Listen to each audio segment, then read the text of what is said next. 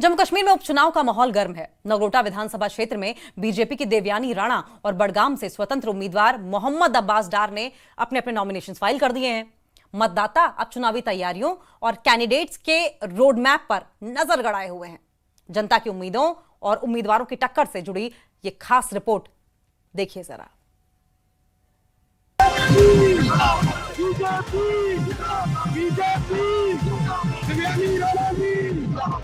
खुद इस कार को जो है वो ड्राइव करेंगी। के साथ साथ बीजेपी के भारतीय जनता पार्टी नगरोटा तहसील कार्यालय में बीजेपी की उम्मीदवार देवयानी राणा ने शनिवार को अपना नामांकन पत्र दाखिल किया। उनके साथ जम्मू कश्मीर बीजेपी अध्यक्ष सत शर्मा, नेता विपक्ष सुनील शर्मा और कई विधायक मौजूद रहे। देवयानी राणा ने मीडिया से बातचीत में कहा कि उन्हें विश्वास है कि बीजेपी को इस उपचुनाव में भारी मतों से जीत मिलेगी। मैडम, कैसा लग रहा है आपको? जी, हमें बहुत प्रसन्नता महसूस हो रही है और आपको तो पता ही चल गया होगा। जी, हमें बहुत प्रसन्नता महसूस हो रही है कि आप देख रहे हैं हर तबके का इंसान यहाँ पर है। अगर आपका कैमरा घुमाएगा तो हर उम्र का इंसान है, हर मजहब का इंसान है। हम नगरोटा कॉन्स्टिट्यूंसी जो परिवार है उसको एक गुलदस्ता समझते हैं और सारे इतना बढ़ चढ़कर हमें प्यार दे रहे हैं, इतना बढ़ चढ़कर मान सम्मान दे रहे हैं। तो इसका जो हमने राणा साहब ने हमारा हाथ अपने हाथ में लेकर जो वादा हम आपको क्या लगता है करने का मौका हमें मिला, बहुत प्रसन्नता हुई। आपने जब स्पीच दी थी आपने ये कहा कि नगरोटा के उद्यान के लिए आप काम करेंगे और राणा साहब की जो लेगेसी है उसको आप करेंगे। जी, हमें 11 महीने हो गए हैं 11 महीने हो गए हैं राणा साहब के नक्शे कदम पे चलते और हमें उम्मीद है कि आगे आने वाले कई वर्षों तक हम यही करेंगे, क्योंकि मैंने प्रण ले लिया है कि जीवन भर जिस मार्गदर्शन पे राणा साहब चलते थे और हम सबको दिखाया उसी पर हमने चलना है। हमें यह अंदाजा तो था कि राणा साहब के साथ लोग बहुत प्रेम करते हैं, बहुत मान सम्मान करते हैं, पर आज हमने वो अनुभव भी कर लिया। जिस आपने सुना होगा कि कितने गरजते हुए तरीके से लोगों ने राणा साहब के नारा लगाया, भाजपा का नारा लगाया, माननीय प्रधानमंत्री मोदी जी का नारा लगाया और भारत माता की जय का नारा लगाया। ये तभी किया जा सकता है जब एक जो भारत है वो एक विकसित भारत के रास्ते पर हो और मिलजुल कर हर तबके को साथ लेकर एक ऐसा नगरोटा बनाने का प्रयास किया जाए जहां पर नगरोटा सफलतापूर्वक आगे बढ़े और हर तबके के लिए सफलतापूर्वक काम। बडगाम उपचुनाव के लिए भी नामांकन प्रक्रिया जारी है। कई स्वतंत्र उम्मीदवारों ने शनिवार को अपने नामांकन दाखिल किए, जिनमें से एक है मोहम्मद अब्बास डार, जो चनाबल पट्टन के निवासी हैं। अब्बास डार ने कहा कि भले ही उनका घर पट्टन में है, लेकिन उनका फोकस बडगाम की जनता की समस्याओं को उजागर करने और उन्हें हल करने पर रहेगा। मैं अपने इलाके के यूथ को रिप्रेजेंट करता हूँ और बडगाम कॉन्स्टिट्यूंसी में जो भी इश्यूज है मैं अच्छे से समझता हूँ, इसलिए मैंने सोचा कि ये मेरे लिए एक बहुत अच्छा चांस है कि I'll go for it and I'm here to submit my nomination। मैंने एजुकेशन खत्म करके मुझे पॉलिटिक्स में आने की मतलब बचपन से ही मेरा शौक था कि मैं पॉलिटिक्स में आऊँ एंड रिप्रेजेंट करूँ यूथ के इश्यूज को और जो भी यहाँ के कॉन्स्टिट्यूंसी के इश्यूज है। It's not about constituency, it's about whole Kashmir. It's not about कि मैं भी किस कॉन्स्टिट्यूंसी को रिप्रेजेंट करूँगा और मुझे वोट कैसे मिलेंगे, बट इतना है कि I am young and I decided to join submission a nomination। I decided to fill my nomination and I'll see what will happen। सबसे पहली बात सबसिस्टेंट नीड्स का इशू है, जैसे वाटर, इलेक्ट्रिसिटी, रोड्स वगैरह वगैरह, ये सब तो हमारी हर कश्मीर के हर एक इलाके में अभी प्रॉब्लम चल रही है। तो मैं चाहूँगा कि जब भी असेंबली में जाऊँ इस अपने बडगाम कॉन्स्टिट्यूंसी के लिए मैं पहले इन इश्यूज को सॉर्ट आउट करूँ और चूंकि मैं सिस्टम को समझता हूँ कि मुझे पता है कैसे इम्प्लीमेंट करवाना है गवर्नमेंट से और कैसे सिस्टम को मोटिवेट करना है इन चीज़ों के लिए। दूसरे हमारे जनरल इश्यूज, कश्मीर के जनरल इश्यूज, जब हम अपने 2019 में हमारे साथ क्या हुआ उसके रिलेटेड एक एमएलए के पास पावर होता है कि वो सेंट्रल गवर्नमेंट के सामने, एनडीसी के सामने, नेशनल डेवलपमेंट काउंसिल के सामने या फिर इंटर स्टेट काउंसिल के सामने वो अपनी बात को रिप्रेजेंट कर सकता है और बाकी जो भी हमारे सीनियर लीडर्स हैं उनके साथ कोऑपरेट करके हम जनरल इश्यूज को सॉर्ट आउट कर सकते हैं।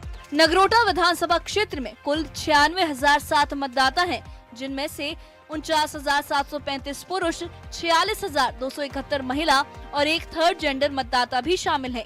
ये क्षेत्र मुख्यतः ग्रामीण है और मतदाताओं की अपेक्षाएं नए विधायक से बड़ी हैं। युवा बेरोजगारी के समाधान की मांग कर रहे हैं, तो कई लोग पीने के पानी की कमी और हाल ही की बाढ़ से हुए नुकसान की भरपाई चाहते हैं। नगरोटा के विभिन्न इलाकों में जाकर न्यूज 18 JKLH ने मतदाताओं से बातचीत की तो कई लोगों ने बताया कि हाल ही की बारिश और बाढ़ ने घर, सड़क और खेतों को नुकसान पहुंचाया है। वो चाहते हैं कि नए विधायक इनके लिए त्वरित राहत और मुआवजा सुनिश्चित करें। कुछ युवाओं ने कहा कि रोजगार बढ़ाने और क्षेत्रीय विकास के लिए पहल बहुत ज्यादा जरूरी है। इस वक्त हम नगरोटा मार्केट में खड़े हैं और नगरोटा की अगर हम बात करें, इस कॉन्स्टिट्यूंसी में 11 नवंबर को एक बड़ा बैटल होने वाला है। फिर एक बार बाय इलेक्शंस हैं। दिवंगत देवेंद्र सिंह राणा के देहांत के बाद ये सीट खाली हो गई थी और अब 11 नवंबर को इस पे इलेक्शन होने वाले हैं।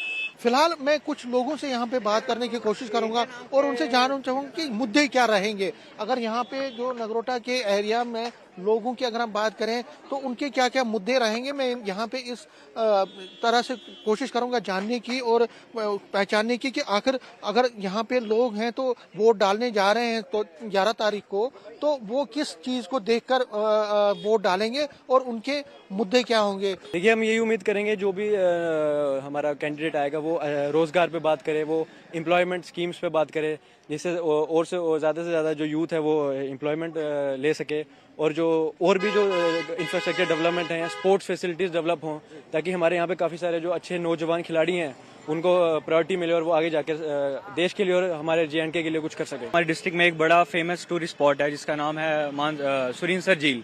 वहाँ पे आप देखिए इतनी खस्ता हालत है वहाँ पे रोड्स की। वहाँ से आप संगठ चलाना चले जाइए, जिंदरा के साथ रोड कनेक्ट होता है, इतनी खस्ता हालत है।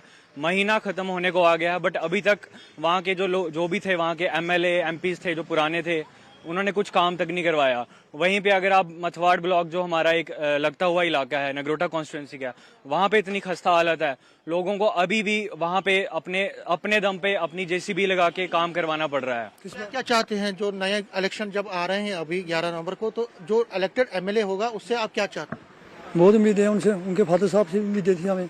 दिव्या रानी करेगी यूज करना अभी, और क्या बोलने से ज़्यादा। अच्छा, उनसे क्या चाहते हैं जो जीतेगा, चाहे आप दिव्यानी रानी के बारे में या कोई भी, उनसे क्या चाहते हैं? पानी की समस्या लोगों की दूर हो, बिजली का कोई जो ढांचे ढूंचे गिरे उनको थोड़े ठीक होने चाहिए, सड़कें रोड जो टूटे हुए हैं वो ठीक होनी चाहिए। हमारे इश्यूज हैं, पानी का एक मसला है, हमारी रोड बाहर चली गई है। हम ये चाहते हैं कि जहाँ से गाड़ियाँ निकले जो कटरा वैष्णो देवी जाए।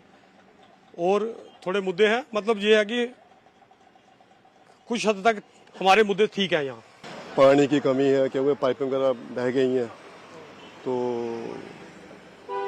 बाकी इशू तो बहुत होते हैं। अभी एम्बुलेंस का इशू होता है रात को, जब डिस्पेंसरी में कोई होता नहीं है कोई भी, तो एक डॉक्टर चाहिए कम से कम जो एट ए टाइम किसी को थोड़ी सी देखभाल कर सके। तो देख सकते हैं, आपने कोशिश की, हमने इस प्रोग्राम के जरिए कुछ लोगों से बात करने की, हमारी ये पहल आगे भी जारी रहेगी।